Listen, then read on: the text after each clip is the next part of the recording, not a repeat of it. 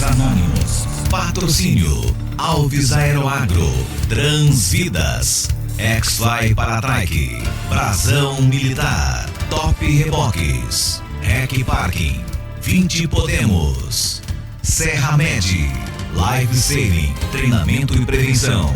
Apoio Família Fiorese, Galito Itália, Mix saudável com sabor, Castelo Landelon. Com vocês, a partir de agora, Jorge Moreira. Muito bem, seja bem-vindo, uma ótima noite, uma excelente segunda-feira para você que está ligado com a gente. Estamos iniciando mais um podcast Heróis Anônimos, sempre com grandes pessoas, grandes entrevistados, e hoje vai ser realmente 1h30 de muita emoção, 1h30 de... vai tocar aí o seu coração, você que está na nossa audiência aí. Estou recebendo aqui com muito prazer, com muito carinho, doutora Maria de Fátima, uma pessoa fantástica aqui da cidade de Gramado e a sua paciente, né? Aliás, por que não dizer assim, a Gisele Correia. Boa noite, sejam bem-vindas, tudo bem, doutora? Boa noite, Moreira, boa noite, Gisele. Boa noite, Sofia. Boa noite a todos os que nos ouvem, nos assistem. É uma honra estar aqui. Muito bem, então hoje temos aí, olha, relatos que vão marcar muito. Aliás, é essa a intenção do nosso programa, do podcast Heróis Anônimos, trazer pessoas aqui para servir de exemplos e realmente deixar marcado aí entrevistas fantásticas. Eu quero convidar você que está aí nos assistindo, caso queira participar, caso queira ajudar ao nosso programa crescer cada vez mais, entre em contato, né, com a gente aí, o 549-9942-3503 e ajude a patrocinar o nosso programa, dá aquela força. Aliás, nem é um patrocínio, segundo diz o nosso produtor aqui, o Jefferson Câmara, é uma colaboração para a gente manter o nosso programa Heróis Anônimos aí, que já estamos já há 3 meses na estrada. Quero mandar um abraço aí para os nossos apoiadores, nossos patrocinadores, Tyson Alves, Aeroagro, revenda de drones agrícolas, DJI, pulverização agrícola com drones, o contato é o WhatsApp 51998791136. Um abraço aí para o Ademar, né, Ademar Melo e o Tyson. Brasão Militar, referência em alfaiataria militar, fardas para o Exército, Aeronáutica, Marinha, Polícia, Bombeiros, uniformes em geral e ainda concertos e bordados. Rua dos Andradas, 904, Sala 301, Centro Histórico de Porto Alegre. O contato é o 51-99683-8925. Abraço aí para a Regina e toda a equipe da Brasão Militar. Serra Med, cuidando da sua vida com amor e dedicação. Contato é o 0800 080 192. Ambulâncias novas e profissionais qualificados. Leve aí para o seu evento. Os profissionais da Serra Med, Rua Hernani Fleck, 535, bairro São José, Canela. Também com a gente o Podemos, Mudar o Brasil, número 20. Transvidas, Escola de Bombeiro Civil. Um abraço aí pro Rubens e toda a sua equipe, estão sempre ligados com a gente. Muito obrigado aí pelo carinho. Breve aí turmas novas aí nos polos de Gramado e Canela e toda a região. Fly Paratrike, breve passeios panorâmicos, tá, com uma visão deslumbrante, tá, muito legal, inesquecível pelas cidades de Gramado e Canela. Aguarde aí breve. Contato é o 519-8056-0710. Mandar um abraço para o Macir. Com a gente, a Rec Parker Estacionamentos. A Rec Parker está aí presente em mais de 17 cidades do Brasil, com mais de 20 anos de história. O contato é o 0800 644 1690. Um abraço aí para Fernanda, para Lenisa e para o Éder, que é o diretor comercial da Rec Park. Grande abraço para vocês aí. Mix Saudável, saudável com amor, restaurante em Gramado, especializado em comida saudável, com opções vegetarianos e veganos, além de pratos sem glúten. Com a teleentrega, também entre em contato pelo fone 54996662548 ou vá diretamente no local, Avenida das Hortênsias, 2112, quase em frente à Prefeitura de Gramado. Um abraço aí para o Jonatas, para o Pablo e também a Amanda. Amandinha que está grávida, logo logo mamãezinha aí, legal. Top Rebox, trailers para lanches, reboques de cavalos, camping, cargas diversas. Há 10 anos, a maior é daqui. Rua Adelino Eduardo Bart, Morro da Cruz, Taquara. Contato 51998719582. Um abraço especial para o Ronaldo e toda a sua equipe. Aliás, pessoal, quando o pessoal veio falando muito sobre os patrocinadores, tem os apoiadores também, tá? Apoiadores são aqueles que cedem aí um jantar, que cedem um hotel para os nossos convidados, um chocolatezinho, então são diferenciados. Tem gente falando, Moreira tá cheio de patrocinador. Não, eu estou precisando de patrocinador, então se você está a fim de patrocinar o nosso podcast, dá uma força pra gente aí, tá bom? Dando aquele apoio bacana, estamos aí o Galeto Itália, as melhores opções de culinária típica italiana em um ambiente acolhedor no centro de Gramado, ainda um buffet de sopas. Confira. Na Avenida das Hortênsias, 707, bairro Planalto. Contato é o 54-3286-3375. Um abraço aí pro Zé e o Josué e toda a sua equipe. Família Fiorese, rede de hotéis com atendimento familiar e aconchegante. Central de reservas é o 3286-5517 e o código de área é o 54. Mandar um abraço aí a toda a equipe da rede Fiorese. Chocolates Gramadense, que é o que sempre dá aí aquele retoque, aquele presentinho, né? Aquele mimo para os nossos convidados, é da Chocolates Gramadense. Planeta Chocolates, Avenida das Hortênsias, 5372, sala 1 e 2, no Carniel. Contato é o 54-99634-1446. E o Castelo Landelon, fundi temático na Rua Bela Vista, número 5, centro de Gramado. Primeiro fundi temático das Américas, noite medieval. Contato 549-9635-4508. Câmeras nas duas, produção, câmeras nas duas. Então vamos lá. Sejam bem-vindos, doutora Maria de Fátima, né? A senhora é da onde? Quanto tempo já está em Gramado? Fala um pouco da sua história inicial, para depois a gente começar a falar um pouco com a nossa entrevistada aí. A sua paciente, a sua amiga, né? Uma pessoa muito querida na sua vida também. Sim. Seja bem-vinda. Que bom receber, né? Nessa noite legal aqui no nosso podcast. Seja bem-vindo. Boa noite, meu querido Moreira. É uma honra, como eu já disse, estar aqui presente junto a pessoas que eu tenho muita estima.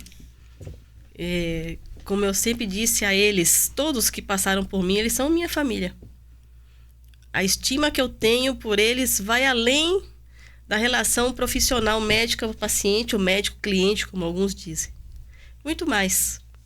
Porque eu saber que eles estão bem não tem preço. Um diagnóstico precoce, definindo um tratamento com sucesso, não tem preço. Então, como a gente ouve até uma propagandazinha, tudo a gente tem, mas nem tudo a gente consegue quando tem um cartão tal. Então, a sensação do médico que ama a sua profissão, ver que deu atenção às queixas do paciente, faz sentido, examinou, achou, diagnosticou, encaminhou e teve êxito, isso não tem preço. Então, a minha história começou há 35 anos na medicina, na Bahia, que eu sou de lá, sou nascida lá, me criei em São Paulo até os 18 anos. E a minha ideia era voltar para minha terra, que eu fui para São Paulo aos 3 anos de idade. Praticamente aprendi a andar e falar em São Paulo. E no vestibular, a minha ideia era voltar para Salvador, fazer meu vestibular lá. Fiz, passei e aprendi a medicina, a arte da medicina, porque não é só ler e escrever. A gente tem que sentir o que o paciente sente, perceber nos olhos do paciente, nas suas palavras. Então, ali começou. Tive ótimos professores, fiz a minha residência em clínica médica, me dediquei uma parte à terapia intensiva, que é UTI. Fiz concurso do Estado para terapia intensiva. Então, eu trabalhei como concursada no Estado. E há mais ou menos 27 para 28 anos, eu comecei a vir a Gramado a passeio.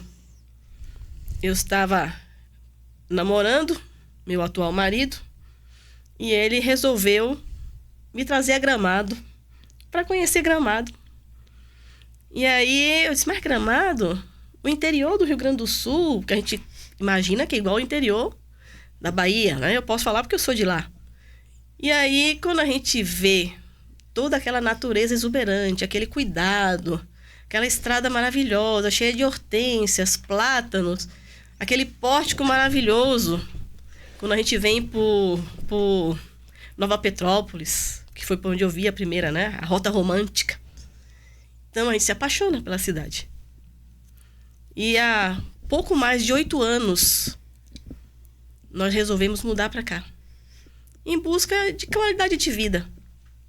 E os colegas me diziam, mas você vai começar de novo? Vai abandonar tudo que você construiu aqui na Bahia e começar de novo lá? batendo as portas da aposentadoria, eu disse, sim, vou. Meu coração me chama. E foi um amor tão intenso que nós vendemos nossa casa. Eu pedi demissão de 2 empregos, meu marido de 2 empregos e viemos para cá. E toda essa bagagem que eu tenho na minha área, por ser intensivista, a gente acaba olhando e vendo. E o resultado é uma ação imediata, porque o intensivista não pode esperar. Então eu tenho essa veia do intensivista. Eu preciso das coisas para agora. Lógico que no ambulatório as coisas são um pouco mais lentas, né? Mas em situações de risco, é agora. Não dá para esperar. Então, a gente acaba aprendendo que você vem a mim com uma queixa. Antes de eu lhe dizer, é ansiedade. Não, eu tenho que saber se é. Muitas vezes não é. Muitas vezes não é.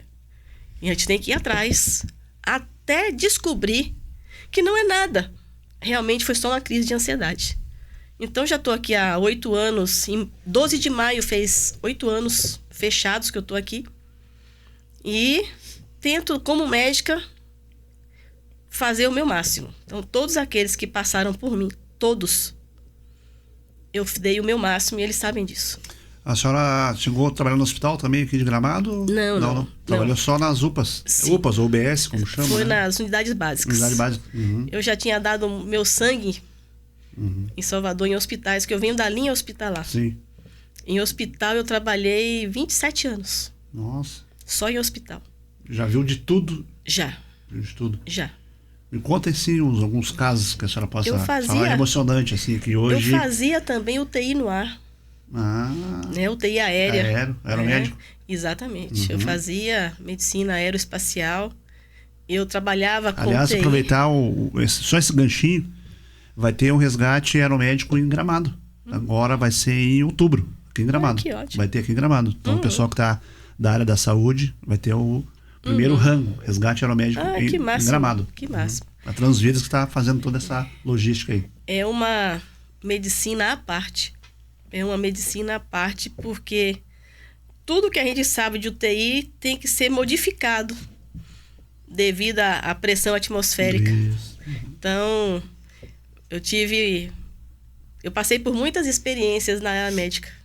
Fazia também atendimento, remoções intermunicipais, interestaduais, com ambulância, quando a distância era muito longa. Uma certa vez eu tive que pegar Salvador, Fortaleza no Ceará, descer para Curitiba. De ambulância? Não, de jato. De jato. De jato. Sim. Mas foi uma longa viagem, né? Sim, foi uma longa viagem. Chegamos na madrugada, saí de Salvador, roupinha sem manga. Chegamos em Fortaleza, um calor. Em Curitiba estava 5 graus. Nossa. O piloto precisou me emprestar o blazer de lã dele para eu poder sair. Hoje eu tô mais acostumada, né? Mas naquela época, botei aquele casacão em mim enorme. Pensa você botar o casaco do Jefferson. E aí, porque quando eu botei meu rosto fora da aeronave, não dava 5 graus. Eu saí de quase 40. Eu ia rachar. Então, foi uma vida muito emocionante. Eu diria assim, emocionante. Minha vida. E a senhora chegou a passar por alguns momentos de provação? O que é a provação que eu digo? Alguns colegas olham assim, essa doutora aí, essa colega aí. E a senhora tem que provar que realmente a senhora tinha toda essa competência que a senhora tem hoje? Não. Na Bahia, nós somos poucos médicos. Então, nós nos conhecemos porque fazemos residência médica juntos, né? E não são tantos hospitais assim na capital. Nos conhecemos de uma forma geral. Mas quando eu fui assumir a UTI, eu me formei com 24 anos. Com 26 eu estava dando plantão em UTI. Só que eu era bem pequenininha, raquítica, com cara de recém-formada. Tanto que a minha colega, que eu fui substituí-la no plantão, ela estava de dia, eu ia assumir à noite. Ela me olhou e disse, eu vou ficar aqui à noite. Sim. caso você precise de alguma coisa. Mas não precisou. Eu era uma voraz estudiosa da terapia intensiva. E aí, quando ela viu, foi tudo bem. Na próxima semana, eu fiquei no meu plantão sozinha. E eram casos bem delicados, porque era UTI pública, de hospital de alta complexidade. Pegava todos os casos mais difíceis do estado, iam para lá. Era um hospital que tinha a parte de cirurgia geral, a parte de neurocirurgia, se fazia endoscopia, clínica médica. Então era um hospital geral, clínico de preferência, mas tinha os setores de cirurgia. Então nós tínhamos uma carga de pacientes de todo o estado, os mais complexos para conseguir chegar lá. Então a gente aprendeu bastante. E doutora, me diz uma coisa, como é que é para a senhora chegar até um familiar do paciente e dizer, olha, realmente eu fiz o que pude, mas ele não resistiu. Como é que a senhora se sentia com isso aí tudo? Com a consciência tranquila. Porque eu sempre fui de falar muito, né? De conversar muito. Então, e muito sincera também. Eu sempre sou muito sincera. Porque eu acho que a sinceridade nos permite passar confiança. Então, muitas vezes, na UTI em especial, eu estou vendo o quadro não surtindo efeito com a terapêutica, com as intervenções necessárias de uma terapia intensiva especial. Eu estou atualizando o quadro do paciente, a família. E, lógico, nos dói, porque a gente sabe que é uma dor. É a dor da separação.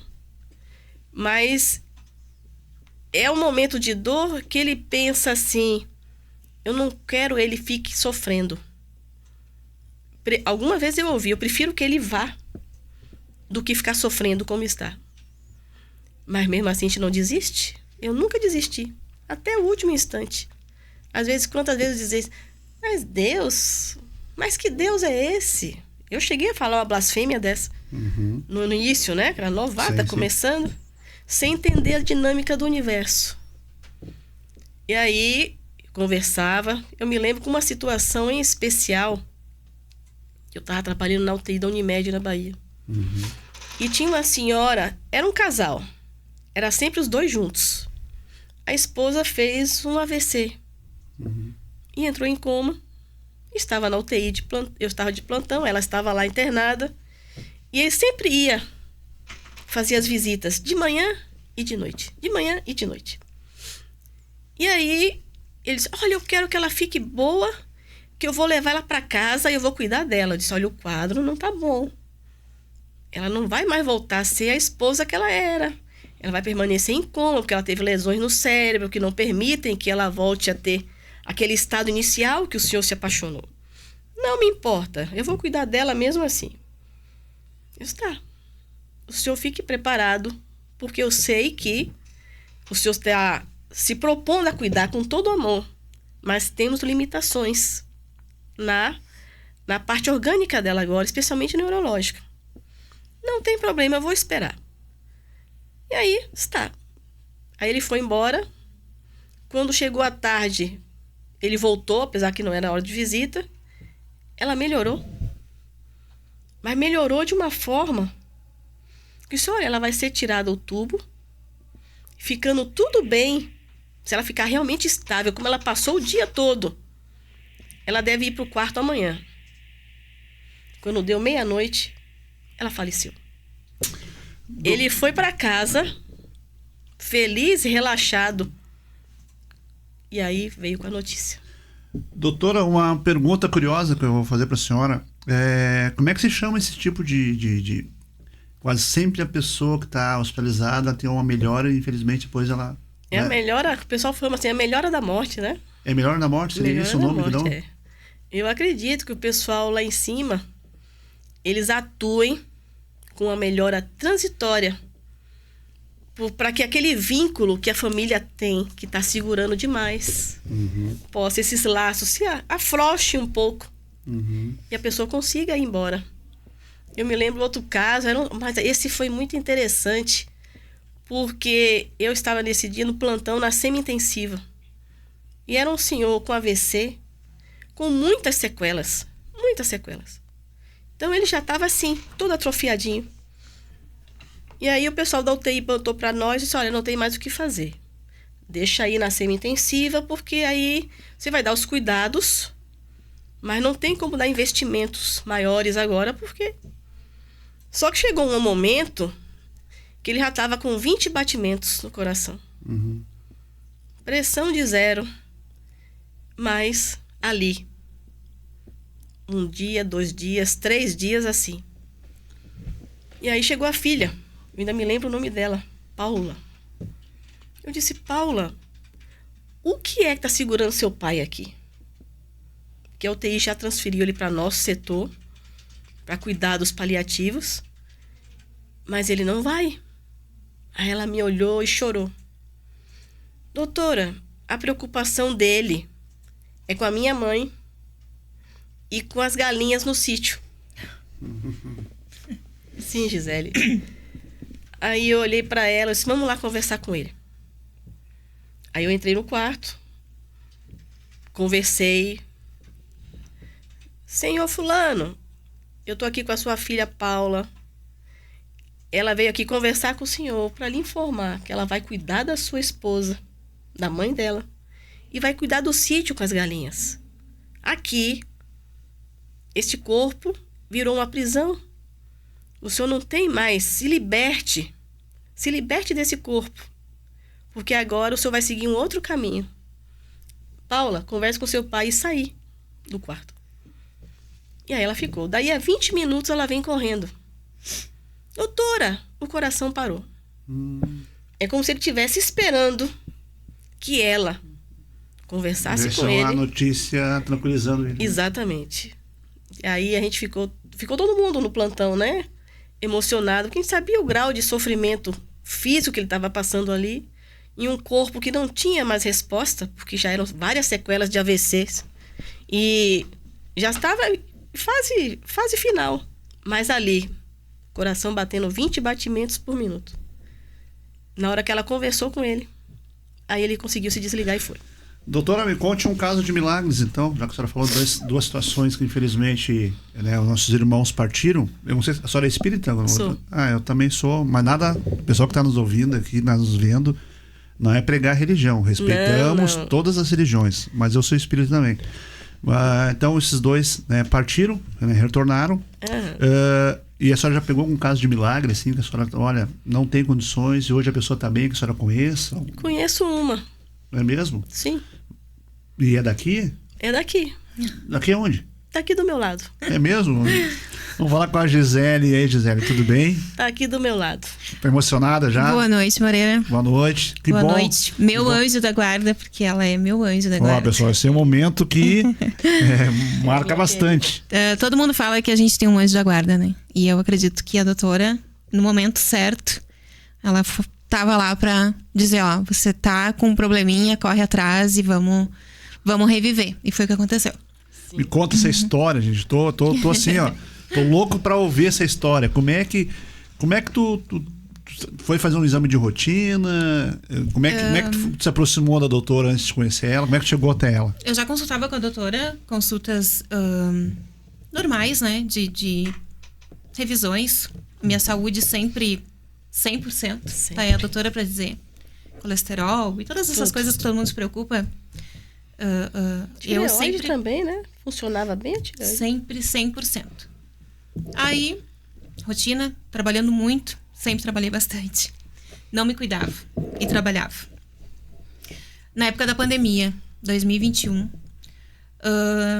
eu tô no trabalho, num sábado pela manhã, e passo mal, muito mal. Me deu uma sensação como se alguém realmente estivesse me esganando, pressionando o meu pescoço, e eu não conseguia respirar. E aquele foi aumentando, aquele mal-estar. Quando eu tentava engolir a minha saliva, era como se eu tivesse com um caroço de pêssego entralado na minha garganta, como se eu tivesse engolido aquele caroço e ele tivesse trancado ali. Saí do meu trabalho e fui pra tenda, na época que tinha a tenda do Covid, no sábado, né, que era o plantão. Cheguei lá e tu tá com Covid. E tome teste de cotonete, não sei o quê. Porque também foi muito complicado. Foi um período complicado, porque qualquer queixa que você tinha era Covid. E ainda bem que eu já tinha tido Covid. Então, cara... Mas poderia ter de novo, existia me deu, a possibilidade? só que Mas Pode, né? a fase que estava, a pessoa já começava a adquirir alguma imunidade, né? Como se adquire a imunidade sim. natural. Sim. e os sintomas, totalmente diferentes. Eu não tinha tido aquilo quando eu tinha tido Covid. E a gente ainda não tava na história de segunda cepa, ou sei lá o quantas. Então, não. E sorte que eu não relaxei com aquilo ali. Eu fui pra casa, no domingo eu passei o domingo inteirinho muito mal. Só que assim, voltando lá atrás, o meu corpo ele já estava dando sinais que eu não prestei atenção. Unha não crescia, cabelo caindo, quebradiço, muita fraqueza, muito sono. Mas daí você acha, é porque minha carga de trabalho ela tá aumentada, eu não tô dormindo pouco, eu tô com anemia e tal. Então assim, meu corpo já estava dando esses sinais e eu estava ignorando eles. Aí eu saí da tenda do Covid e disse, não, cara, não vou sossegar, isso não é Covid. Cheguei em casa, eu passei o domingo inteiro de cama, foi a primeira vez que eu passei assim de cama mesmo, eu não conseguia levantar, eu não tava nada bem. E aí, na segunda-feira, a minha filha estuda na Ramos, que fica de fundos para o posto de saúde. Eu pedi para ela, eu disse, passa no posto e marca consulta com a doutora Maria de Fátima para mim. Não conhecia ela ainda. De consultas das consultas normais. eventuais. Certo, né? entendi. E aí, acho que a doutora, se eu não me engano, a doutora me atendeu até no mesmo dia. Isso, foi na segunda-feira de tarde, porque o primeiro exame saiu já na quarta-feira. Cheguei no posto, mas achando assim, é um mal-estar, é uma dor de garganta, uma amidalite, alguma coisa assim. Você nunca espera, né? E aí eu sentei de frente para essa mulher, que é uma baita médica. Ela do outro lado da mesa, eu só falei para ela 2, 3 sintomas do que eu estava sentindo desde sábado. Ela levantou, saiu de trás da mesa dela, apertou o meu pescoço e disse para mim, qual foi a última vez que você fez um exame de tireoide? E eu olhei para ela e disse, aonde é que fica a minha tireoide? Ou seja, totalmente leiga, eu não sabia nem para que servia a tireoide. E aí ela disse, Gisele, sério? Eu disse, sério. Se eu fiz, eu posso ter feito na gestação, mas não me lembro, não faço ideia. Ok, eu quero exames de urgência, de imagem e de sangue. E para nossa sorte, e porque ela é uma ótima profissional, ela pediu os 2. Porque o resultado do exame de sangue, ele saiu primeiro. E ele veio indicando que eu estava super bem. O funcionamento estava bem normal, né? Que eu não tinha nada. Aí fomos pro exame de imagem, que ele demorou um pouquinho de mais dias, assim, para ser feito, né? Na Intelimagem de Gramado. Chego eu ali, 21 de novembro, Moreira. Eu no celular, planejando com a minha irmã a festa de Natal. Que a gente sempre faz uma festa muito grande na família. Estávamos já começando a ver salão, essas coisas todas, decoração e tal. Sentada, bem tranquila. Não, eu não tenho nada. E aí, o médico chamou, entrei, deitei, o médico se apresentou, lado direito. Passou, o aparelhinho, tudo lindo, tudo certo, vira o esquerdo. Virei o esquerdo, ele botou o aparelho e já parou. Aí ele... e ficou mexendo ali. Aí eu disse, olha, justamente aí, quando você mexe, eu sinto um incômodo na minha garganta. Aí ele, sem sensibilidade nenhuma, essa parte humana que a doutora se referiu antes, de ter todo o cuidado, de ter um acolhimento, de ter um... São poucos médicos. São poucos. Mínimos. Eu, em Gramado, particularmente, só conheço ela. E como é que foi, assim? Ele deu notícia? Ele olhou pra mim e falou naquela língua que, né, parecia inglês pra mim. Não sei o quê, Tirad 5. E aí eu lembro que eu sentei, olhei pra ele só um pouquinho, doutor. Eu disse, fala comigo em outra língua porque eu não tô te entendendo. E aí que ele falou? Aí ele disse pra mim, você está com câncer. Leva isso aqui agora pra tua médica e aí você já vai ter que começar o tratamento. Véspera de Natal. Trabalhando a 1000 numa agência de turismo.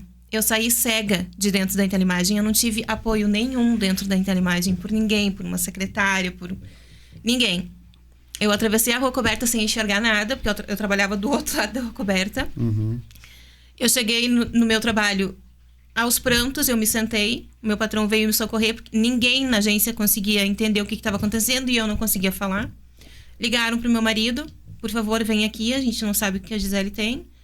Ela não consegue falar. E aí, quando meu marido entrou porta dentro, então eu falei pra ele, eu só olhei pra ele e disse, eu tô com câncer. Porque foi o que disseram pra mim. E naquele momento eu não sabia onde era a tireoide, o que era a tireoide, o tipo de câncer. Então, um diagnóstico vindo dessa forma, como uma pedrada, ele te derruba, ele te põe no chão, porque você não sabe, eu vou morrer? Que câncer que é? E na hora, o que tu pensou quando ele falou, quando tava vindo assim? Eu vou morrer. Pensava que ia morrer. Da forma que foi falado, da forma que foi conduzida a situação, né? E aí, com esse exame nas mãos, eu retorno com a doutora Maria de Fátima. E o acolhimento, o carinho dela, o olhar dela, entendeu? Ali, eu entendi. Não, calma. Você não vai morrer. Você vai passar por um tratamento.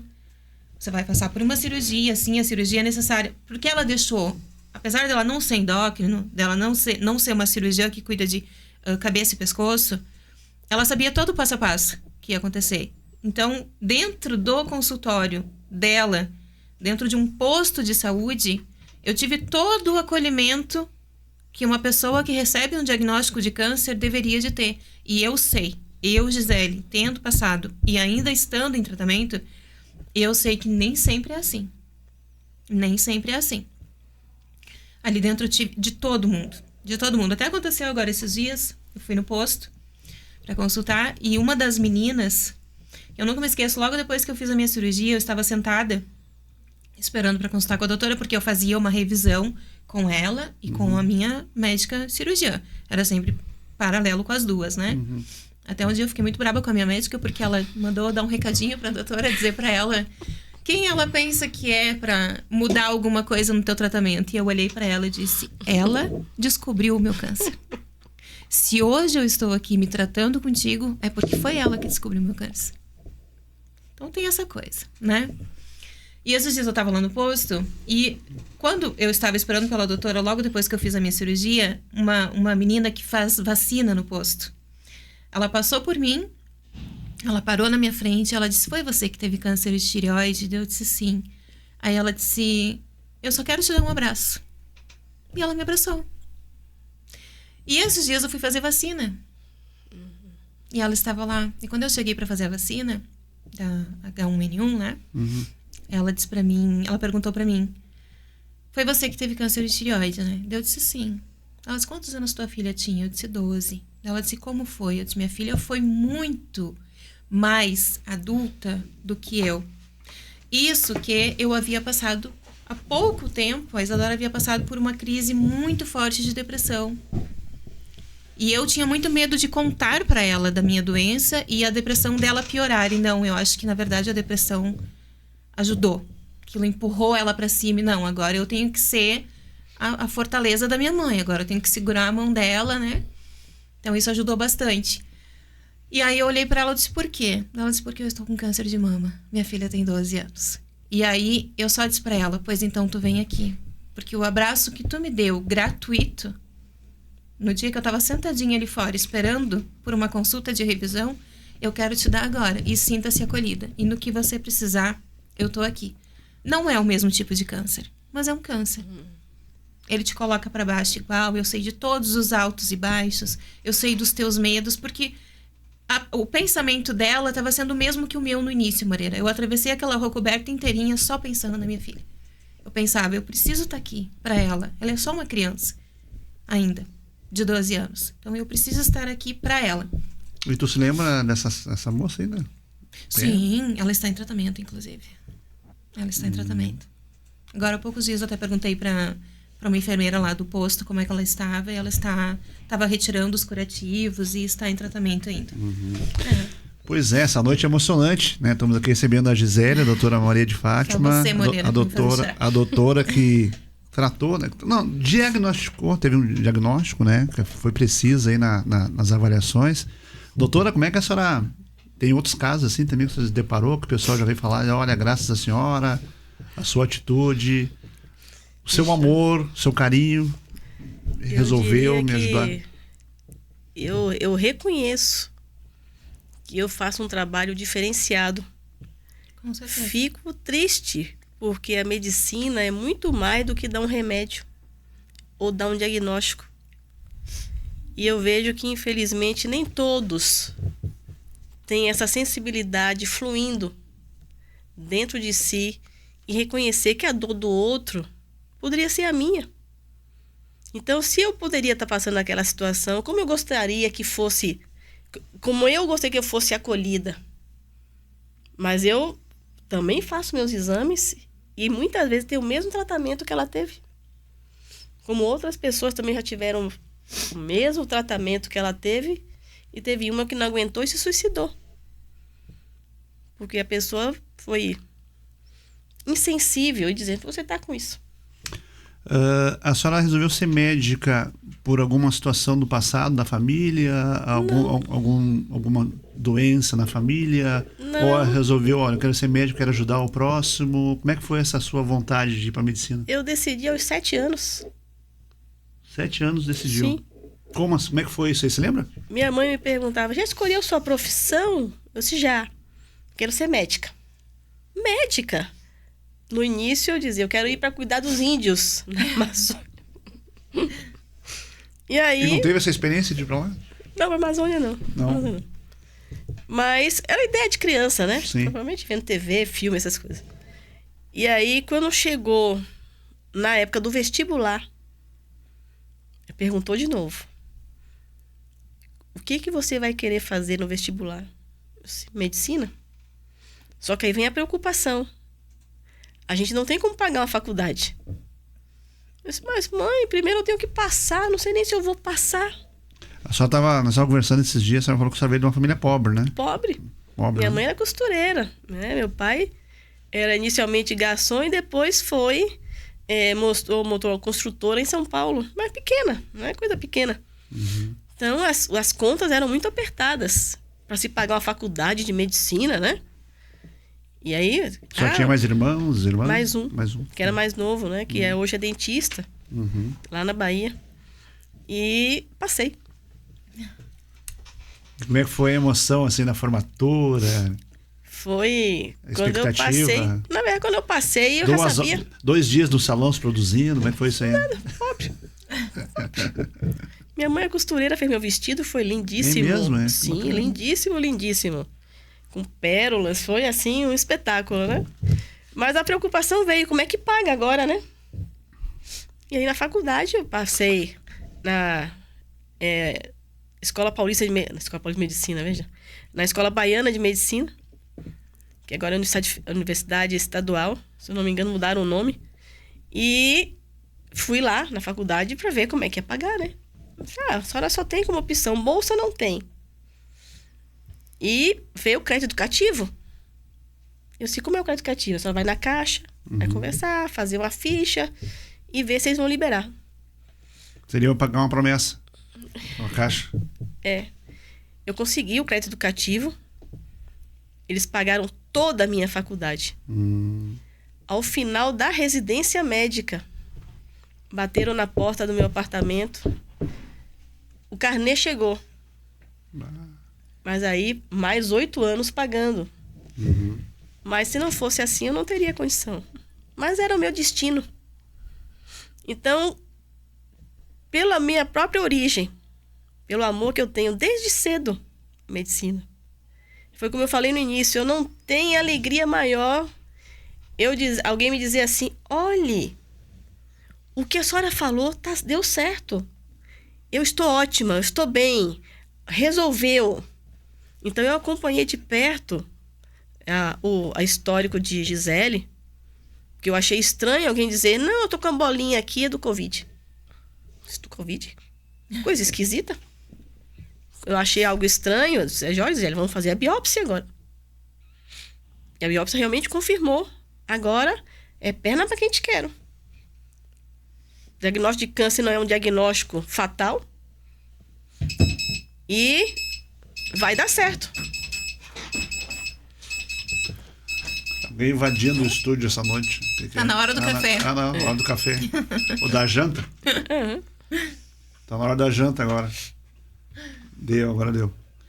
É só pra... É que talvez alguém tá... Essa hora, né? Já é o quê? Já é 7, quase 8 horas da noite, né? Então o pessoal já deve estar dormindo, você pode despertar aí. Continua, doutora. Como é que foi, então? Então, foi feita a biópsia, confirmou. E que quando confirmou, isso agora é perna para quem te quero. Quero dizer, vamos agora procurar o especialista. E Gisele, que é uma pessoa ativa e ágil, a partir daí ela conseguiu resolver, encontrou uma ótima... Se foi cirurgiã, né, Gisele? Isso. Que deu um ótimo acompanhamento, apesar de me dar uma bronca para mim. Mas deu um ótimo acompanhamento, uma ótima cirurgia. E graças a Deus ela está aqui, com plena saúde. Ninguém... Se ela não contar a história, ninguém sabe. Graças a Deus, né, Gisele? E foram... Até em relação ao próprio corte, eu sempre digo. Hoje em dia, se eu não falo, ninguém sabe. Não, ela não tem cara de que ela tem nenhum problema de saúde. Não tem. Porque ela tá curada. A doutora... A Luciana Pimmel, que foi a minha cirurgiã, eu brinco que ela é uma escultora de corpos. Ela teve toda a delicadeza, o cuidado. O que mulher sempre pensa, né? Mas vou te ser bem sincera, Moreira, eu não pensei isso, tá? Mas eu sei que acaba acontecendo. Mas eu nunca me preocupei com questão de cicatriz. De maneira nenhuma. Mas vai ser extenso, vai vir aqui, vai tirar, vai sair, pode fazer a volta no meu pescoço. Só quero que tire dali. Não é meu, não nasci com isso, eu quero que tire. Então, eu nunca tive muito essa preocupação, assim, na questão de cicatriz.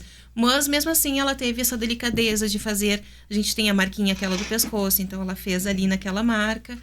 Com o passar do tempo, então, essa cicatriz, ela ia se adaptando a essa marca do pescoço e ela ia parecer mais a marca do pescoço do que uma cicatriz. E foi o que aconteceu.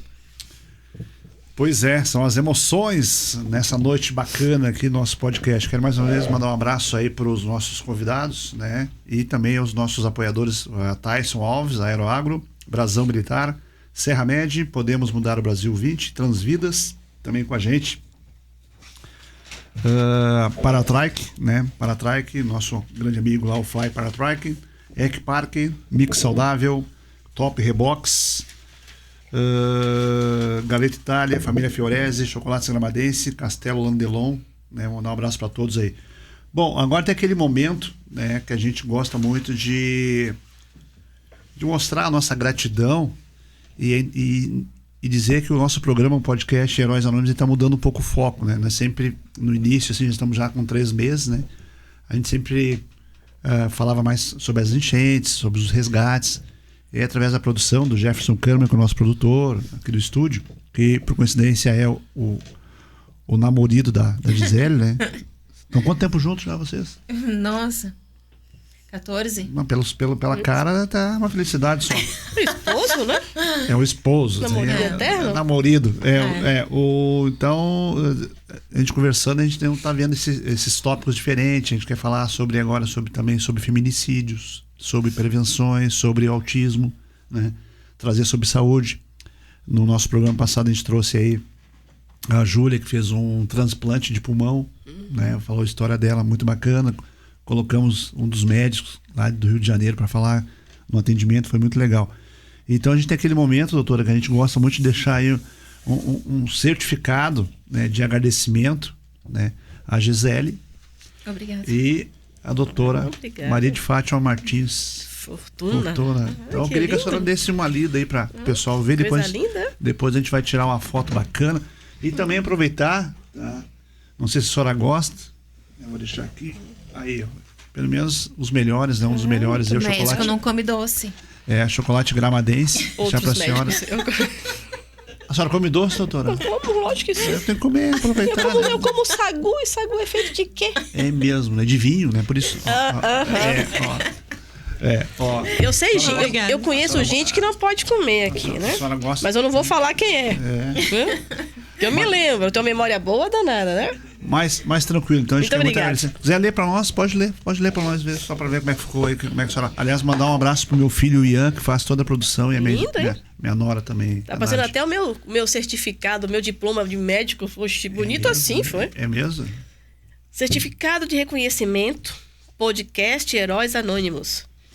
O podcast Heróis Anônimos tem a honra de reconhecer e agradecer a atitude inspiradora marcada por solidariedade, coragem e empatia. Para Maria de Fátima Martins Fortuna, que sou eu. Seu gesto fez a diferença na vida de outras pessoas. Seja em momentos difíceis, seja nos pequenos atos do dia a dia, que muitas vezes passam despercebidos. Esse certificado é um símbolo da nossa gratidão e admiração pelo seu exemplo. Gestos como o seu nos lembram do poder que cada pessoa tem de fazer a diferença. Gramado, agosto de 2025, Jorge Moreira, apresentador. Isso aí. Aê, bacana. Fico muito feliz, né? Linda, E a muito Gisele obrigada. também está aqui. A gente fica muito feliz Obrigada de pelas palavras. receber a senhora aqui. Quando a gente começou, porque sempre a gente está indo atrás, né, de entrevistados. Muitas pessoas ainda não conhecem o programa, está começando agora, está gatinhando ainda. E aí conversa vai, conversa vem. O nosso produtor, né, chegou, não, mas temos que conversar com a doutora Maria de Fátima. Eu já tenho um grande carinho pela senhora. Sempre me recebeu muito bem nos seus afazeres atuais, né? Que hoje, além de uma excelente doutora, está fazendo um ótimo trabalho na vereança, né? Vereadora aqui de Gramado. Então a gente fica muito feliz aí. Depois de falar um pouquinho mais sobre a vereança. Fala um pouco mais sobre essa área de saúde aí. Vamos lá, vamos tocar o barco aí. Essa noite está bacana, tá legal. Na realidade hoje, né? Se caso alguém... qual é o exemplo, o que a senhora diria para quem tem sonhos e tem algumas privações? Que nem a senhora que teve 7 anos, teve sonho de ir para medicina. Então, se alguém está hoje nos escutando e a senhora pudesse dar um recado, né, ou dar uma orientação, o que o ser humano nunca pode deixar de fazer para realizar seus sonhos? Eu vou te responder com um momento que eu vivi lá no ambulatório, em que eu atendi uma adolescente. E o adolescente, ele é muito interessante, né? Porque ele tem uma energia pulsando. Ela é como se fosse uma adolescente, porque ela é cheia de energia, Gisele. Mas uma adolescente de 14, 15 anos, né? E tem aquela energia. Tá começando a vida. Tá naquela transição de criança para adulto. Cheio de dúvidas. E aí, certa vez, eu disse assim, olhando nos olhos: você já sabe qual vai ser a sua profissão? Eu quero ser médica. Mas aí a mãe me olhou e olhou para ela. E me fez recordar a minha. Me dizendo: nós não temos como pagar. Aí eu contei a ela a minha história. Eu digo: olha, se o seu sonho realmente for do seu coração, vá atrás. Porque Deus vai abrir os caminhos de uma forma que você vai conseguir realizar o seu sonho. Então, nunca abandone. Ainda mais que vai ser uma profissão que você vai poder ajudar, como todas as profissões. Mas a sua eu posso dar o respaldo, porque é a minha também. E me lembrei um pouco da minha história naquele momento. Aí a mãe me olhou de novo. Deixa ela sonhar. Deixa ela correr atrás, porque eu corri. Se eu me desistisse naquele momento, não, aqui não tem bolsa e não tem como pagar, então eu vou desistir da medicina. A minha pergunta foi: qual é o outro caminho? Sozinha. Eu fui sozinha resolver minhas coisas. Aí me disseram. Aí eu fui atrás de ônibus, longe, como se fosse daqui para lá no INSS de Canela. Mais longe. Saía de casa, ia pro ponto, do ponto ia pegar o ônibus para ir lá conversar com o gerente, humildemente, né? Para dizer: olha, eu não tenho, passei, mas não tenho condição. Ele me olhava assim, com aquele olhar assim de: você tá mentindo. Mas consegui. Então, quem sou eu para dizer a alguém que tem seu sonho e diga: olha, não vai dar certo, desista. Sonhe o seu sonho, vai em busca, para que esse sonho não seja só um sonho, seja uma realidade. Na profissão que quiser. Eu quero ser engenheiro aeroespacial. Vá. Qual é o caminho? O caminho é esse. Eu quero ter a voz do Jefferson. Aí, É diferente. Moreira também queria. É? Sim, claro. Aí uma voz fica bonita. mais difícil. Uma É. voz bonita. Mas treina, né? Procura uma fonoaudióloga, né? Que possa dar um treino naquela voz, né? É complicado. A voz do A homem voz- é... Exatamente. Apesar de que o corpo não presta, mas a voz é linda, né? A voz é linda do cara, não tem dúvida. Então tem situações que... Qual é o caminho? Então, eu quero. É o meu ideal de vida? Então, qual é o meu caminho? Qual é o caminho que eu tenho que seguir? Então, aquele caminho é o caminho que vai lhe fazer uma pessoa melhor. Porque toda dificuldade que a gente tem nos fortalece, nos dá músculo. Então, eu vou subir uma montanha cheia de equipamento nas costas, né, Moreira? Uhum. Os primeiros passos são difíceis. Difícil. À medida que o músculo vai hipertrofiando, Uhum. você já consegue chegar ao fim da montanha com aquele peso, como se não estivesse carregando. Eu vejo a vida assim. O início é difícil. Ainda mais quando a gente é jovem. Uhum. É muito sonho, mas pouca realidade. Aí nós nos deparamos com a realidade. Sim, tudo bem. Então, mas qual é o caminho? O caminho é esse. Então, bota a mochila nas costas, calça o tênis e vá buscar o seu sonho. Seja qual for. Porque eu tenho a certeza que quando você chegar ao final da caminhada do seu sonho, você é uma pessoa transformada. Você saiu daquela fase da intermediária de criança para adulto e se transformou naquele adulto ideal. Responsável, comprometido com a sua profissão, com a sua comunidade, com a sua família. Você se transformou, porque a caminhada que a gente faz nos engrandece. Nos dá valores. As dificuldades fazem parte do sistema. Exatamente. Dizem que as dificuldades criam grandes homens, não é isso? Verdade. E maravilhosas mulheres também. Sim, mas Doutora, qual é o seu defeito? Que a senhora acha que tem um defeito ainda que a senhora merece se corrigir? teimosa. A senhora é muito teimosa? Meu marido que diz assim, eu disse, eu A senhora sou tem filhos? 8 cachorros. 8 cachorros. É, e eles, meus pacientes são meus filhos, né? Opa, Porque legal. uma vez o paciente me perguntou, só tem filho? Eu tenho 8. 8 filhos? 8 cachorros. Não, Tá, mas aí eu lhe doutora. pergunto, a senhora falou sobre cachorros, mas a senhora se priva de muita coisa por causa dos cachorros. Sim, total. É mesmo? Sim. Aliás, a minha esposa, Sair, o sonho da minha passear, esposa viajar. é canil. Vou montar um Eu canil. também, eu É também. mesmo? Se eu tivesse dinheiro, eu tinha uns 20 cachorros, mas não tenho, só dá pra 8. E aí o paciente perguntou, não, eu não tô perguntando se a senhora tem filho, cachorro. Eu falei, filho, gente. Aí eu fiz assim, eu acho que tem uns 3.500, 4.000 filhos. Tudo isso? Sim, vocês são meus filhos. Porque eu cuido, eu puxo a orelha, eu chamo a atenção, eu abraço, eu acolho, eu oriento. Então, a maternidade, pra mim, se transformou através da minha profissão. Pelo que a senhora falou, isso tem mais qualidade que defeito, então, né? Você falou que a senhora é tenho. teimosa. Você falou, ó, eu amo, eu quero, eu adoro. Sim, né? eu Então, tento, né? Mas eu tenho raiva. É mesmo? Tenho, lógico. Ainda mais quando eu ligo a TV, né? Mas meu marido, você é muito teimosa. Eu disse, não, eu sou perseverante. Mas sua perseverança já tá beirando a teimosia. Quanto tempo casados? 27. Ah, não, tem um monte de mel ainda. Por isso que eu gostei da doutora Eva. Teimosia. É mesmo, é? Aí ele falou uma vez assim, você já reparou que quando você bota a meta, você não para? Isso é verdade. Mas você reparou que se eu tô vindo pela porta e você tá passando, você não espera eu passar? Você se bate em mim, me empurra, mas passa. Aí eu disse, é mesmo? Aos detalhes. O homem tá carente. Mas eu não tinha reparado isso. Porque a minha história de vida é essa. Eu ponho uma meta e vou. Jogar aquele filme Tubarão. Tan, tan, tan, tan, tan, tan, tan, e vou. Aí eu disse, mas eu não tinha reparado. Então você não é mais perseverante. Você é teimosa. Você quando vai passar, passa e acabou. Eu tive que lutar pela vida. Acostumei. Virou automático. Então ele disse, você é teimosa. Agora, depois desse chamamento que ele me deu, de vez em quando a situação se encontra repetida Na lá em porta casa, ali, aí lá a em senhora dá uma casa, segurada, né? aí eu paro, faço assim, ó, pode passar. Pode passar. Porque a gente precisa chamar a atenção, né? A gente não Sim. percebe. No hábito da vida, só olha, tá vendo? Você... Mas a minha, acho que o maior problema é esse, a teimosia.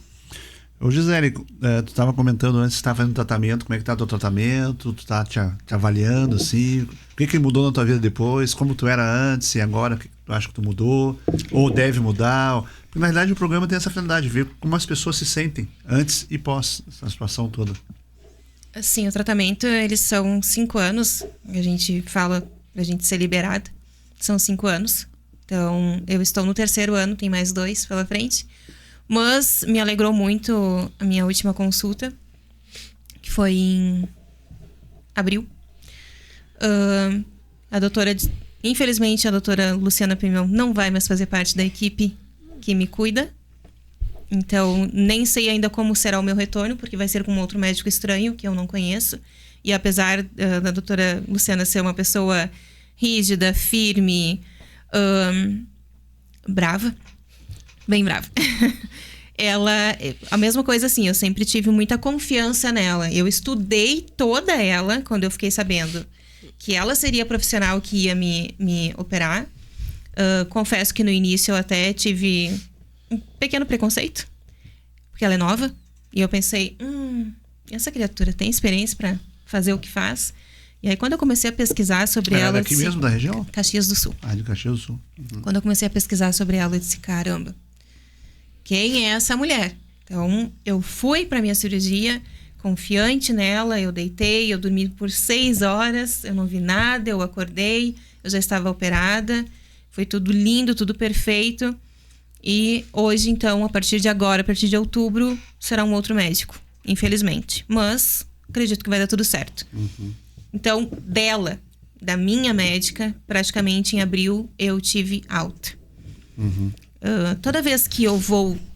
Não existe você ter o diagnóstico de um câncer, a tua vida muda a partir daquilo ali. Vira-se uma chave, tá? Hoje em dia, eu penso muito em mim. Eu penso em mim, eu penso em mim, eu penso em mim. E aí depois eu vou pensar nos problemas, ou no dia a dia, ou na correria que tem. Eu me toco, eu me examino. Eu virei a maníaca da bolinha. A doutora sabe que durante o período ali ainda... eu tinha uma dor na unha, eu tava lá. Tô com uma dor na unha. Vamos investigar? Então, assim, porque durante muito tempo eu não prestei atenção em mim. E sim, fui diagnosticada até com ansiedade, com depressão. Me deram remédio para ansiedade, me deram remédio para depressão. Coisas que eu sei faz parte do dia a dia, mas eu nunca tive. E nem a doutora disse, eu sou muito ativa. Eu amo a vida. Então, eu nunca tive tempo para perder com... Desculpa a colocação, não é tempo para perder, mas eu nunca tive tempo para ter depressão ou para me jogar e dizer, não quero mais viver. Não. Mas eu não cuidava de mim, eu não me examinava, eu não olhava para mim. Eu estava com uma bola de gude, literalmente uma bola de gude do lado esquerdo do meu pescoço, que quando eu virava a cabeça assim, ela saltava e eu não tinha visto, porque eu não olhava para mim. O meu marido infartou, eu cuidei dele. Meu sogro infartou, eu cuidei do meu sogro. Não estou cobrando que eu cuidei deles, mas eu cuidei deles e eu não cuidei de mim. Então, hoje em dia, uma das mudanças em mim é eu me cuido. Eu me cuido. Eu olho pra mim. Eu penso em mim. O tratamento, eles são 5 anos, que nem eu tava te falando, tá? Então, ainda tem 2 anos. E agora, em abril, a minha médica, como ela está saindo dessa equipe, ela olhou pra mim e disse pra mim, Gisele, dentro desses 3 anos de tratamento, os teus exames que a gente precisa, que ela me ensinou a ver, né? Então, eu abro antes de todo mundo. Eu faço o exame e eu já abro. Até foi isso, né, que ela reclamou, porque a doutora... É para eu fazer esse exame a cada 6 meses. E eu ficava angustiada de esperar. Então, eu fazia... Ansiosa. Tomando remédio para ansiedade e ansiosa. Não, nunca tomei remédio para ansiedade. Moreira, eu fiz uma consulta. Uma consulta com a psicóloga. Que foi a doutora que me encaminhou, disse, você precisa, né? É legal passar por... Quando eu sentei de frente para a psicóloga, ela disse para mim, você está de alta, porque eu vou trocar de lugar contigo. Você vai sentar aqui, eu vou sentar aí. Eu já estava... Eu me dei o direito de esmurecer, eu acho que 1 semana. Eu me recolhi dentro da minha casa com meu marido e com a minha filha. Nós dormimos na sala, os 3 juntos. Porque até ali eu não tinha entendido ainda o que era minha doença, se eu ia morrer ou não. Então, eu queria estar próximo deles o máximo possível. Então, a gente dormia na sala. Eu me dei esse direito. E aí depois eu disse, bom, o que eu tenho que fazer agora? Quem é que cuida de tireoide? Quem cuida de tireoide é o endocrinologista. Ok, eu fiz um plano de saúde, porque a gente sabe que, infelizmente, pelo SUS, os exames, eu tinha que fazer muito exame, eu tinha que fazer muita punção. E isso tinha que ser rápido, isso tinha que ser para ontem. Então, eu comecei a pagar. Eu pagava, porque eu queria que fosse rápido, eu queria que, da descoberta, dia 21 de novembro até a cirurgia, que fosse muito rápido. E foi, graças a Deus, eu fui operada no dia 11 de fevereiro. Eu recebi a notícia, a ligação da minha médica dizendo: você vai ser operada semana que vem, no dia 4 de fevereiro. Dia Mundial do Câncer. Pá. Dia Mundial do Câncer. Fui operada no dia 11 de fevereiro. Então, eu acelerei o máximo que eu pude. O que eram exames básicos que eu sabia que iam ser rápidos pelo SUS? Perfeito. Mas as punções eu paguei todas. Porque elas demoravam mais. E é muito judiado uma punção, né? Em qualquer lugar. Eu já fiz tireoide, já fiz mama. A mama foi super tranquila. A tireoide, ela me botava de cama. Ela me deixava sem voz. É uma agulha sem anestesia, literalmente enterrando no teu pescoço para dentro, indo lá dentro no tumor e puxando pedaços. Então, toda vez que eu fazia, o meu plano cobria 5 lâminas e ela sempre fazia 8, 9, para não precisar me judiar de novo, para ter essa certeza, né, de que realmente era um tumor e tal. Então, eu paguei para poder acelerar, para poder logo fazer a cirurgia. E fui operada no dia 11 de fevereiro. Então, se você parar para pensar, dentro de um diagnóstico de câncer descoberto dentro de um posto de saúde pelo SUS, foi muito rápido. Eu agradeço muito também, muito, muito mesmo, a saúde de Gramado. Porque a saúde de Gramado, ela funciona, às vezes, muito melhor, dependendo da ocasião, muito melhor do que um plano. Do que um plano de saúde, do que uma Unimed, do que... Então, assim, eu fui muito bem assistida. Dentro de Gramado, por equipes, por enfermeiras, por psicóloga, por médica. E em Caxias também. Fiz minha cirurgia em Caxias, no Hospital Geral. Foram 6 horas de cirurgia. E a minha doutora, então, agora na última consulta, ela disse pra mim: Gisele, dentro desses 3 anos, os teus exames, eles se manteram. Tem um exame que ele indica a marcação de recidiva. E ele se manteve zerado nesses 3 anos. Então, o que ela disse pra mim?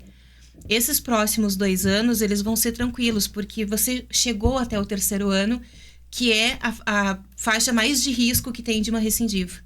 E você se manteve neutra. Deu tudo certo.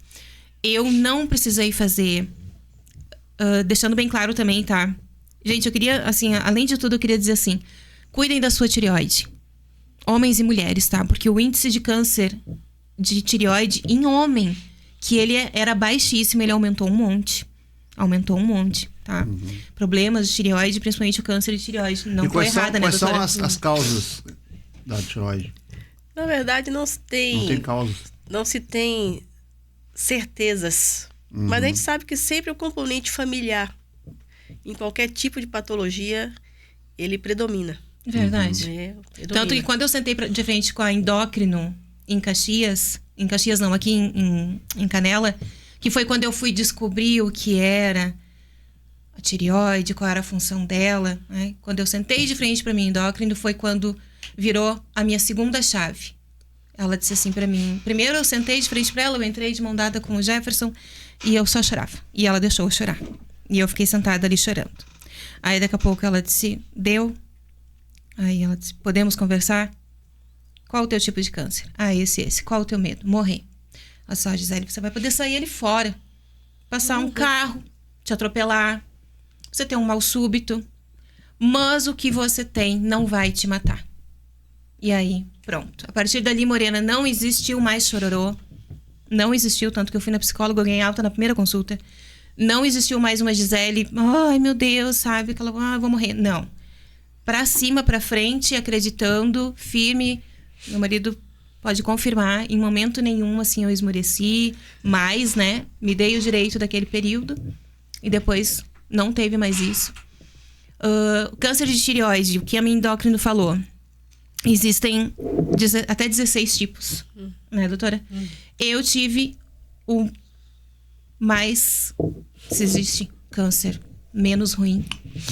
Eu tive o menos ruim de todos, dentro dos 16, né? Se existe uma coisa boa.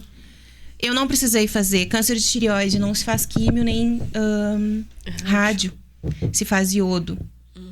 Durante 1 ano eu consultei no hospital de Porto Alegre para saber se eu ia precisar passar pela iodo. Eu fui liberada. Isso tudo porque os meus exames, eles sempre se mostraram bem redondinhos, todos bem corretos, dentro daquilo que se espera e que tem que ser. Então eu fui liberada, eu não precisei fazer a iodoterapia também. Hoje em dia eu faço a reposição hormonal, que eu brinco que é a minha gasolina, né? Eu tenho que levantar todo dia de manhã e eu tenho que abastecer o meu tanque, que é o remédio, a minha tireoide artificial. Todo dia de manhã, em jejum, espero 1 hora para depois comer alguma coisa. Virou hábito, você se acostuma, é muito tranquilo. E, no mais, vida normal, vida que segue, cuidando, obviamente, da saúde, porque a tireoide, ela te impõe algumas coisas pelas quais você não passava antes. Por exemplo, eu não sabia que a tireoide era o meu termômetro corporal. Então, hoje em dia, se você sente frio, eu vou estar sentindo muito mais. O calor, ele não me afeta tanto. Mas o frio, chega uma certa hora do dia, minha temperatura ela já cai para 35. Todos os dias. Durante o dia mais agitado, assim, normal. Final do dia, então, seja verão, não interessa. É sempre meia no pé, o pé é sempre bem gelado, bolsa de água quente. Isso são coisas que acontecem porque hoje em dia eu não tenho mais ela. Isso foi uma opção também. O meu lado doente, ele foi todo o lado esquerdo. A minha médica, desde o início, ela disse pra mim: Gisele, nós vamos tirar tudo. Por quê? O momento que você deixa, como a doutora falou, é de família. Eu sentei de frente pra endócrina e ela perguntou pra mim: quem na tua família tem problema na tireoide? E eu: ninguém. Ela disse: tem. Vai investigar porque tem. É hereditário. Aí eu fui descobrir que minha avó materna tinha nódulos benignos. Eu tenho uma tia que tem nódulos benignos, eu tenho uma sobrinha que tem nódulos benignos, então assim, era hereditário. Então, uma coisa que eu também, assim, ó, quando foi feita a punção, deu que era maligno, tá? Se tivesse dado que era benigno, eles não mexem, eles não tiram. Quando eu fiz a cirurgia, Moreira, foi raspado todo o meu lado esquerdo. Todos os linfonodos foram tirados do lado esquerdo. Foi feito um esvaziamento cervical. Fiquei com sonda um tempão no ombro e tal. Quando, 15 dias depois, eu já estava em casa, fui liberada do hospital. 15 dias depois veio o resultado. A minha tireoide, ela era benigna. O nódulo não era maligno.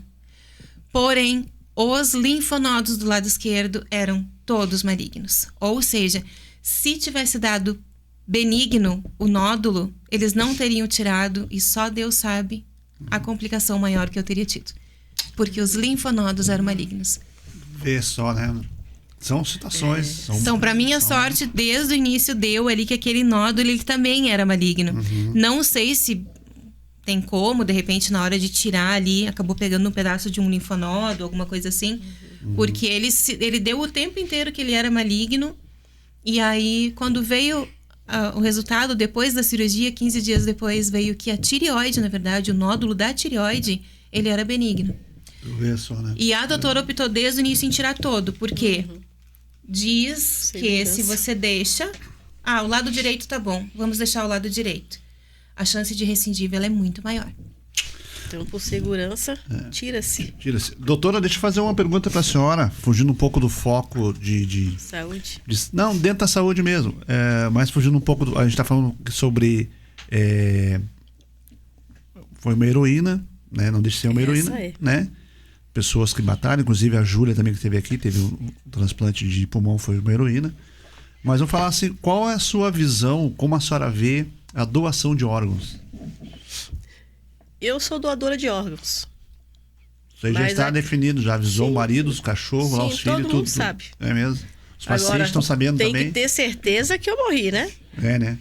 Tem que ter certeza. Para isso existem avaliações muito sérias de Mas me explica morte cerebral. Me explica uma coisa. Morte então, encefálica, na verdade. Desculpe a minha ignorância aí. Como assim tem que ter certeza? Mas não é certo que possa doar órgãos? Porque a gente tem que ter segurança na hora do transplante, porque eu vou retirar órgãos, né? Que a pessoa realmente está com morte encefálica. Então, o Ministério da Saúde tem critérios muito rigorosos. E não é só um médico. São 2 médicos atestando, confirmando através de exames de imagem, para ver se realmente não tem mais fluxo cerebral. Então... Uma morte cerebral, assim, por exemplo, já é considerado a possibilidade de doar órgãos? Clinicamente, a gente já vê. Sim, né? sim. Na UTI, normalmente claro. Na UTI, a gente já está vendo a evolução, mas nem todos têm critério de doação. Nem todos. Eu me lembro... Alguém me perguntou semana... como é que a senhora abordava, né? Agora mais não. Sobre algum paciente que tinha condição de doar órgãos. Eu abordava a família. Até um dia. A partir deste dia eu parei de abordar. Eu estava de plantão na UTI do estado. E estava um paciente com morte encefálica. Só que ele só dava para doar as córneas. Mas as córneas doam depois de morto mesmo. Tem um período, 4 ou 6 horas, não me recordo, após o falecimento. E aí eu fui falar com a família, né? A assistente social me pediu. Eu falo, né? Fui lá na minha ingenuidade. O quê? A senhora quer arrancar os olhos do meu marido? Que absurdo! Como é que ele vai chegar do outro lado? Ai, gente. Cego! Mas quase eu apanho. A mulher ficou agressiva. Senhora, ele vai ser enterrado como está, com os olhos, tá bom? Não tem problema. A situação dele é essa, tal, tal e tal e tal. Então, eu falei com a assistente social. Disse, olha, a partir de agora é contigo. Não vai ser mais comigo. Essa abordagem, tá bom? Porque é uma questão da equipe de transplante e do serviço social, não é mais meu. Tá, tudo bem. Então, porque é um momento muito delicado da família. Por mais que você diga, fulano vai doar os órgãos. Você não perde a esperança enquanto aquele aparelho não tiver isoelétrico. Aquela linha não estiver reta. E ainda assim, vou dizer pra você, olha, eu peguei uma vez um caso, porque eu trabalhei no SAMU, né? Eu e o médico e o enfermeiro pegamos um caso que estava assim, como a senhora falou, e a pessoa voltou. Voltou. Eu já fui até no cemitério atestar óbito. Já foi algum enterro e a pessoa estava viva ou não? Não estava. Estava morto. Mas a família achou que estava vivo. Começou a se mexer, alguma coisa? Não, tá respirando. Não, vamos deixar enterrar. Chama a ambulância. Aí... Vai você, Fátima. Eu disse, mas no cemitério? Sim, a família está dizendo que não vai deixar enterrar. Que está vivo. Aí eu fui muito contrariada. Mas foi verdade, né? Eu não posso dizer que eu fui feliz, né? E aí eu cheguei lá, que eu olhei. Tava morto, né? Roxo já. Cheio de flor em volta. Aí eu olhei pro técnico. Enfermagem, disse, faz um eletro. Ele é eletro? É eletrocardiograma. No morto? Isso, exatamente. Um eletro agora. Como assim? Olha a cena. Imagina a cena. Assim de gente, ó. Um chorando e outro rindo já. Um chorando e outro rindo. Vai morrer, não vai sobreviver. Tira as flores. Que cena, cara. Que cena. Tira as flores, abre a roupa e faça um D2 longo nos braços. E me faça o eletro agora. Porque vai que também, né? Vai lá, né? Sim. Meu Ravi tava morto. Aí quando ele me traz o eletro, na verdade, não fizeram os tamponamentos adequados e tava eliminando gases ainda. Sim. Por isso, enevoou o vidro do caixão. Entendi. E ainda vieram atrás de mim, mas cheio da manguaça. E aí? Tá vivo? Meu, bêbado. Eu disse, não. Morreu. Vamos embora. E as flores? A família põe. Vamos embora. E aí eu fui 3 vezes no cemitério fazer essas coisas. Mas, infelizmente, estava morto mesmo, né? Um colega meu, que era neurocirurgião daqui, de Santa Maria, que foi para Salvador trabalhar nesse mesmo hospital que fazia neurocirurgia. Uma senhorinha de 90 e poucos anos fez uma cirurgia neurológica com ele e teve uma parada cardíaca no meio. E aí reanimaram, fizeram medicação, nada. Aí ele saiu, falou com a família, a situação, e daqui a pouco, enquanto ele falava com a família, a técnica chegou. Doutor, com licença, aconteceu um problema. Aí ele se afastou um pouco e... Aquela senhora que o senhor atestou óbito, o coração tá batendo. Eu disse, como assim? Tá batendo. Porque ela tá com pulso. Na verdade, ela reverteu a assistolia. E viveu mais 2 dias só, né? E aí ele volta para reinformar a família. Então a saúde é muito dinâmica, a situação da saúde. E aquele momento final, eu acho que é o momento mais delicado. Então, a doação de órgãos é um momento que você... É uma equipe que tem que ter certeza absoluta do que vai abordar a família. Porque sabendo que aquela família não perde a esperança, nem no momento de enterrar. Por isso, eu fui 3 vezes ao cemitério constatar óbito do óbito. Hoje em dia, o familiar, ele tem que estar convicto que é doador. Tem que dizer para a família, eu sou doador. É só isso. O meu tendo condição e eu não tendo mais êxito, foi como aquela história daquele senhor. Converse comigo, que não tem mais o que fazer, que aí, a partir daí, eu vou embora. Que é a minha crença na imortalidade da alma, como toda religião tem. Acreditamos na imortalidade da alma. A senhora acha que essa última conversa é importante para o paciente? Sempre é bom. Por isso o poder da prece. A prece cura. O paciente que tem fé, o paciente que tem coragem, o paciente que não desanima diante dos problemas. Então existem muitos trabalhos científicos, inclusive em outros países, sobre a importância da fé. Então um que não é tão recente, mas veio à tona outro dia, é sobre os pacientes que estão internados e que recebem prece e os que não recebem prece. Os que recebem prece têm alta mais rápido do que aqueles que não. E trabalho, se não me engano, nos Estados Unidos. Então, mostrando que nós temos uma força interior além do que a gente imagina. Então, desistir, jamais. É como eu disse no início, eu insisto até o fim. Teimosa. Então, quando eu sou teimosa. Então, quando eu vejo Gisele, uma mulher cheia de vida, jovem, inteligente, dinâmica, se vê diante de uma doença mal falada naquele momento, que não era o momento dele de falar, era meu. Era eu que tinha que dizer. Porque aí eu ia dizer da forma adequada. A doutora só pediu os exames. Só pediu o exame, não tinha que dizer nada. Malmente, boa tarde, mas boa será noite. que foi o médico que falou isso aí pra ti mesmo? Era médico? É. O que fez o exame. Não, que falou que tava com câncer. O que fez o exame. O que estava fazendo o exame. Ele é um médico, né? Sim.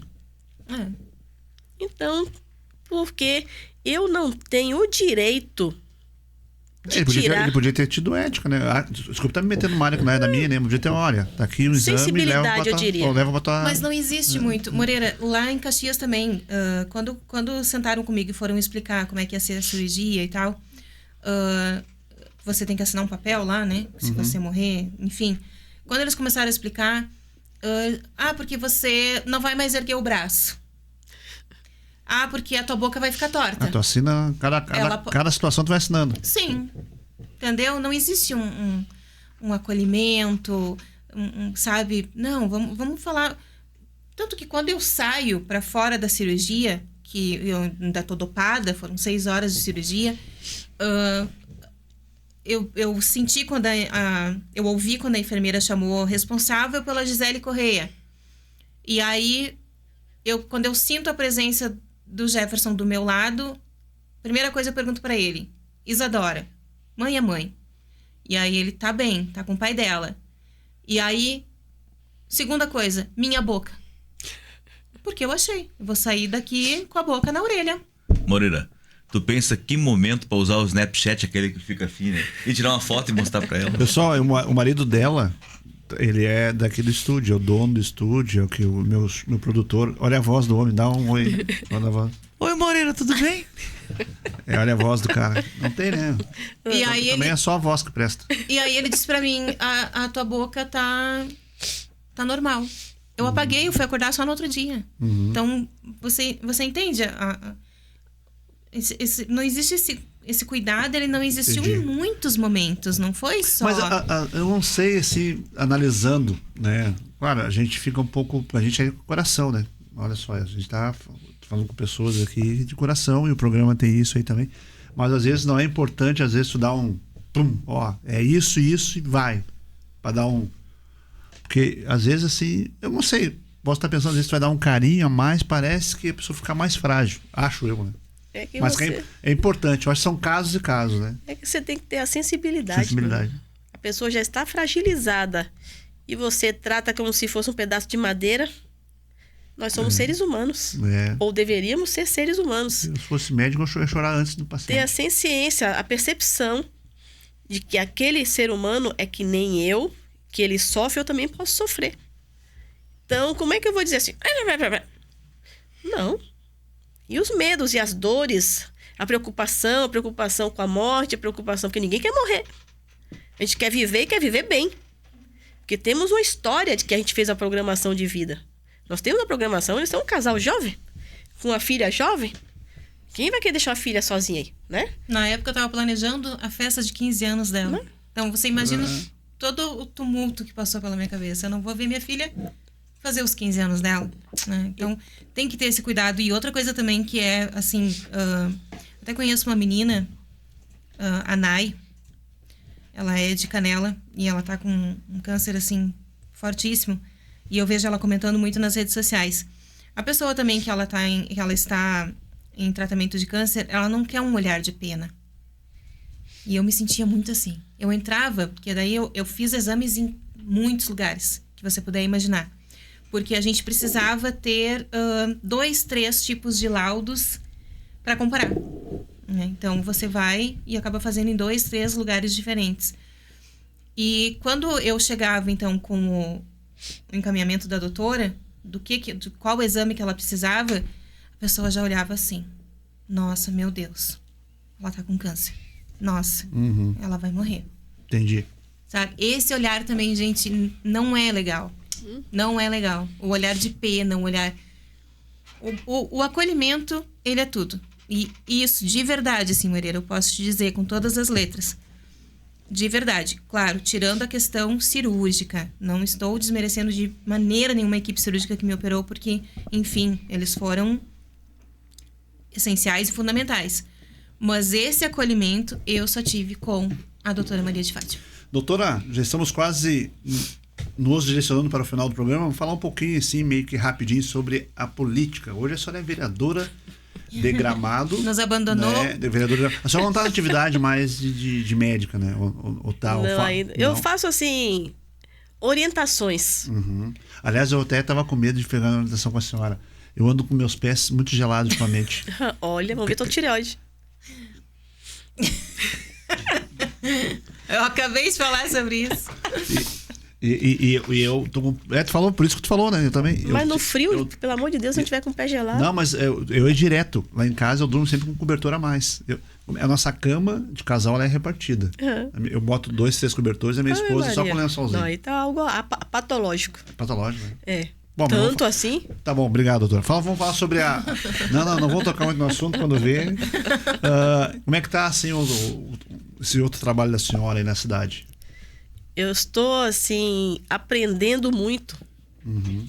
Do primeiro dia, no dia 2 de janeiro, onde comecei a trabalhar, e hoje eu já aprendi bastante.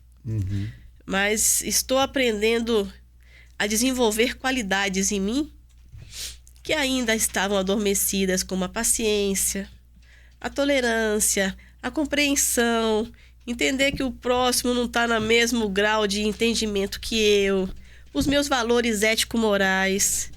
Tudo isso estão sendo testados todos os dias. Todos os dias. Momento. Aí você vai me Cobrança. perguntar, o que que você acha de você mesma? Eu busco ser aquela vereadora, aquela política, né? Que agora eu estou política. Como eu gostaria que aquele que eu votei, ou aqueles que eu já votei, trabalhassem. Porque a gente tem uma ideia de um político, né? Que seja ético, responsável, que trabalhe pela população, que leve a bandeira que ele levou antes da campanha à frente, que não se seduza por outras coisas. Porque eu sou eleitora. Daqui a 2 anos, né? Mais ou menos de 2 sim. anos, nós iremos votar de novo. Então eu penso, se eu aponto aquele, escolho aquele, eu espero que aquele que eu votei e vou votar sejam como ele se diz ser. Então eu estando agora nesta posição cá, o mínimo que eu posso fazer é mostrar os meus valores e o meu comportamento perante aqueles que acreditaram em mim. Ah, mas você teve 617 votos. Pô, a novata foi até bom, né? Você não passa de 50. Outros disseram, você não passa de 50. Eu disse, nossa, eu até que fui. Mas hoje eu sou vereadora do município. Todos são minha família. E eu penso agora não mais em mim. Quando eu vou fazer uma votação lá na Câmara, depois de muitas conversas entre nós, eu penso não em mim. Eu penso na população. Vai ser bom para eles ou não vai ser bom para eles? Isso vai afetá-los em alguma coisa? Aí você vai me dizer, mas vocês só são 2, que é o Republicanos.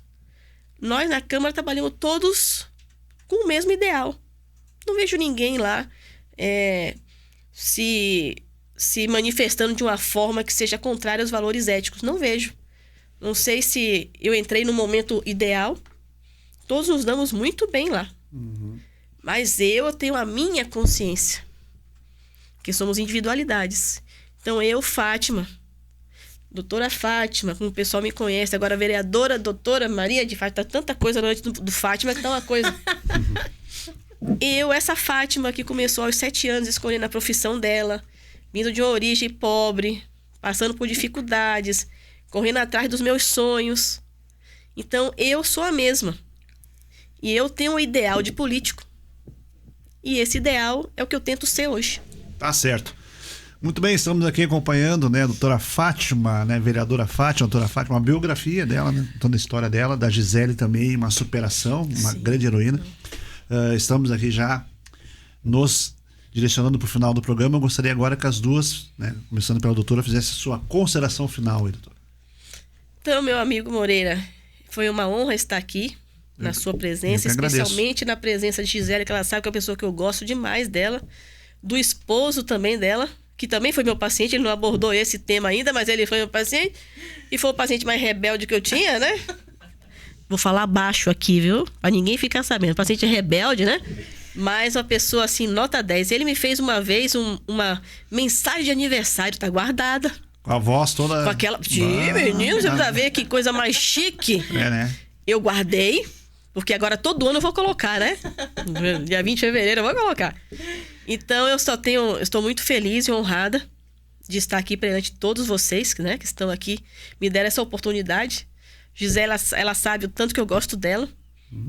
Não é só dela, mas ela em especial, porque eu vi a batalha que ela teve na vida, ela não desanimou. E eu adoro gente corajosa. Gente que se ama, gente que é empenhada em si mesma. Não que eu não ame quem não seja. Eu tô aqui para estimular que seja, né? Sim. Sempre dei a maior força a todo mundo, com tristeza, com depressão, com angústia. Todos. Mas eu sou fanzoca de pessoas que não desanimam perante a vida. Tá certo. E ela é uma dessas, como é o esposo dela também, porque a vida precisa de pessoas corajosas, pessoas fortes. Por mais adversidades que nós tenhamos na vida, esses são nossos pontos de estímulo para a nossa subida. Para nos tornarmos cada dia seres melhores. E hoje, como vereadora, mantenho a mesma ética que eu tinha profissionalmente. Falo hoje e falarei daqui a 3 anos e meio, quando eu estiver encerrando. Tá certo. Doutora, muito obrigado pela sua presença. Deus abençoe o seu caminho cada vez mais. A nós Olha, todos. um baita numa entrevista. Gisele, a chorona. Culpa tua. E eu não chorei nada. Hoje não. Eu consegui segurar. Tuas considerações A emoção. finais aí, Gisele. Como é que se sentiu hoje? Agradecer, então, Moreira, pela oportunidade. Agradecer a gente vocês pela ideia também, né?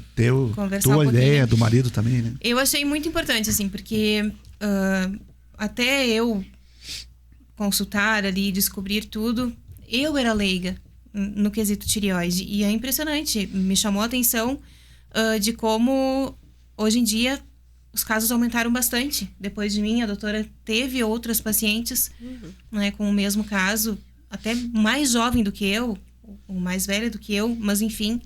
E, então, assim, se eu puder deixar para alguém, assim, um recado gente, olhem para sua tireoide, cuidem da sua tireoide.